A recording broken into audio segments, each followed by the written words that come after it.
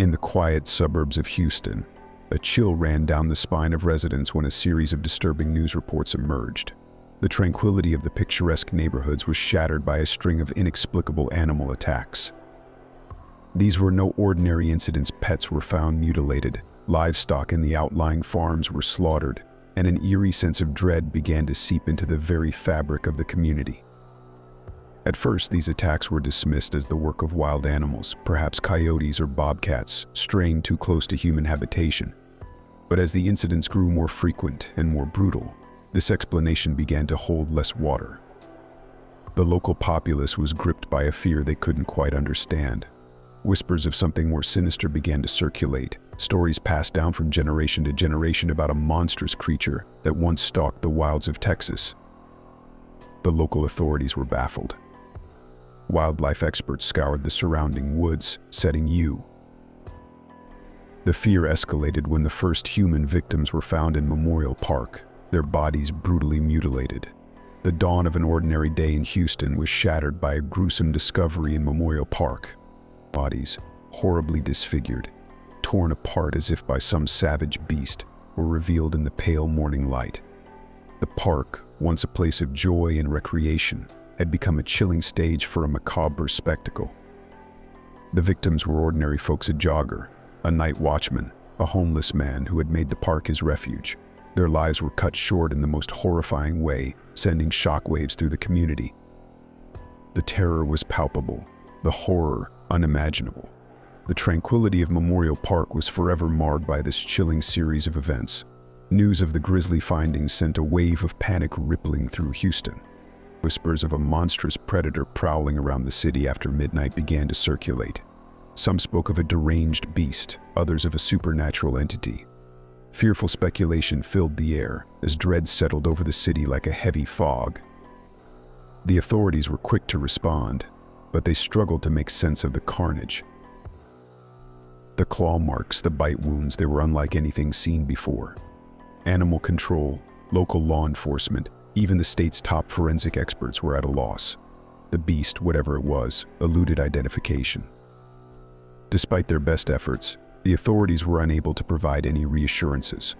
The city was on edge, its nights filled with an eerie silence, broken only by the distant howls that seemed to echo from the depths of Memorial Park.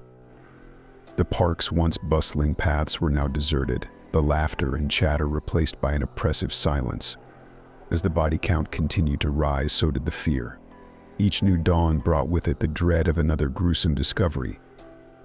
The city was in the grip of a terror it had never known before, a terror that seemed to emanate from the very heart of Memorial Park. With the body count rising, the city was gripped with terror. As the beast continued its reign of terror, a team of brave individuals decided to hunt down the creature. These were not your typical hunters. Each one, handpicked for their unique skills, came together with one singular purpose: to end the nightmare that had gripped Houston for far too long. Leading the team was Jack, a retired Marine and seasoned outdoorsman, who had spent his life tracking and studying animals in the wild. His knowledge of animal behavior and his tactical training were invaluable assets, making him the perfect choice to spearhead this daring mission. Joining him was Sophia, a renowned animal behaviorist. Her understanding of the instincts and habits of predators was crucial in predicting the beast's movements. Sophia's insights would guide the team's strategy, helping them anticipate the creature's next move.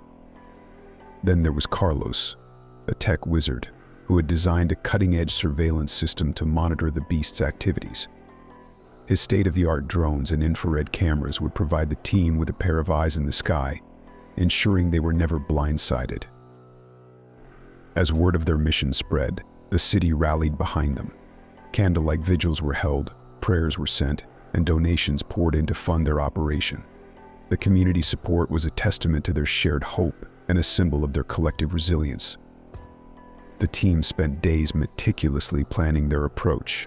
They pored over maps, studied the pattern of attacks, and set up surveillance around the city.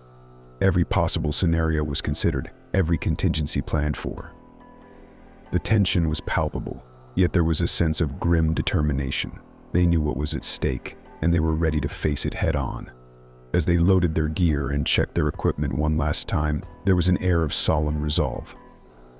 This was not just a hunt. It was a battle for their city, a challenge they were ready to meet. With every step they took towards the unknown, they carried with them the hopes and fears of an entire city. Armed with courage and determination, the hunters set out on their perilous quest. In the darkest corners of the city, the hunters came face to face with the beast, a chilling encounter that would freeze the blood of the bravest of souls. There, in the shadowy labyrinth of Houston's back alleys, a monstrous silhouette emerged, a nightmarish figure, more terrifying than any human imagination could concoct. Courage is a strange thing, isn't it? It's not about the absence of fear, but the triumph over it, and this is what these hunters were made of. Made of grit and a will stronger than iron, they stood their ground. Sweat trickled down their faces, hearts pounded in their chests, but their eyes held a steely resolve. They were the city's last hope against this reign of terror. The beast was grotesque, an unholy fusion of man and beast. It towered over our hunters, its eyes glowing with a predatory hunger. Its claws, sharp as razors, scraped against the concrete, filling the air with a sound that was eerily similar to a child's chalk on a blackboard. Its breath, a fetid stench of decay, wafted over them. The battle was fierce. Each clash echoed through the silent city, a grim symphony of survival and terror. The hunters fought with a ferocity born of desperation, their every move a dance with death. And the beast, oh the beast, it fought back with a primal savagery, its howls echoing through the deserted streets. The encounter was brutal, a terrifying tableau of man against monster. But as the sun peeked over the horizon, the beast let out one final, agonized howl before it fell, succumbing to the relentless onslaught of the hunters. The city held its breath, waiting, watching, as the life drained out of the beast. The hunters, battered and bruised but not broken, stood victorious. Their courage had prevailed, their city was safe once more. But at what cost? The encounter had left them scarred, both physically and mentally, forever changed by their night of terror. In the aftermath of the battle, the city was left in shock and disbelief. In the wake of the encounter, the city began to grapple with the reality of the beast's existence. Houston, a city known for its space exploration and oil refineries, suddenly found itself grappling with a new identity, a city haunted by a nocturnal menace. The public's reaction was a mix of terror and fascination. The beast had disrupted the rhythm of life, casting long shadows over the city's vibrant nightlife. Social media was flooded with theories and sightings, with hashtags like Beast of Houston trending. Authorities, faced with the daunting task of addressing the crisis, attempted to reassure the public. The Houston Police Department, alongside state wildlife officials, conducted extensive searches in Memorial Park and the surrounding areas. They issued warnings to residents to stay indoors after sunset and initiated a citywide curfew. But despite their best efforts, the creature remained elusive, the mystery deepening with each passing day.